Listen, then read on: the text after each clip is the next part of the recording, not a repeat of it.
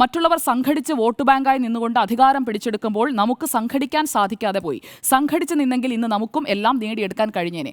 അത് ശരിയാണ്. കാരണം കേരളത്തിലെ ഹിന്ദുക്കൾ സംഘടിതരല്ല. അദ്ദേഹം പറഞ്ഞ ആ വാദം ശരിയാണ്. കേരളത്തിൽ മുസ്ലിം ലീഗിന് ഉള്ളതുപോലെയുള്ള ഒരു വോട്ട് ബാങ്ക് വേറെ ആർക്കും ഇല്ല എന്നുള്ളത് വസ്തുതയാണ്. മലപ്പുറത്ത് ആര് മത്സരിച്ചു കഴിഞ്ഞാലും അതിൻ്റെ ജയപരാജയങ്ങൾ നിർണ്ണയിക്കുന്ന പ്രധാനപ്പെട്ട ശക്തിയായി ഇടതുപക്ഷത്തിന് സീറ്റുകൾ സ്വന്തമാക്കാൻ കഴിയുന്നുണ്ട്. എന്നാൽ പോലും ആത്യന്തികമായി മുസ്ലിം ലീഗിനുള്ള ഒരു ശക്തി മലപ്പുറത്ത് CPIM-നോ അല്ലെങ്കിൽ ഇടതുപക്ഷത്തിനോ ഇല്ല എന്നുള്ളതൊരു വസ്തുതയാണ്. BJP-ക്കും ഇല്ല.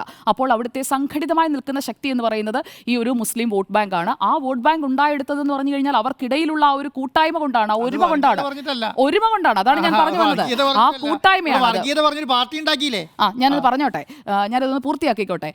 അതായത് അവിടെയുള്ള ഈ മുസ്ലിങ്ങൾക്കിടയിലെ ആ ഒരു ഒരുമയാണ് വെള്ളാപ്പള്ളി നടേശൻ യഥാർത്ഥത്തിൽ കാണേണ്ടത്. അവിടെ ഇപ്പോൾ സുന്നി വിഭാഗമാണോ ഷിയ വിഭാഗമാണോ അല്ലെങ്കിൽ അഹമ്മദിയാണോ എന്ന് നോക്കിയിട്ടല്ല, അവിടെ അവർക്കിടയിൽ ഒരു ഐക്യമുണ്ട് എന്നത് അദ്ദേഹത്തിന് ബോധ്യപ്പെടേണ്ടതാണ്. ആ ഐക്യം ഇവിടെ എന്തുകൊണ്ടാണ് NSS-ഉം SNDP-യും തമ്മിൽ ഉണ്ടാകാതെ പോയത് മുൻകാലങ്ങളിൽ? ഇപ്പോൾ ഏകദേശമൊക്കെ ഒന്നിച്ചു വരുന്ന സമയമാണ്.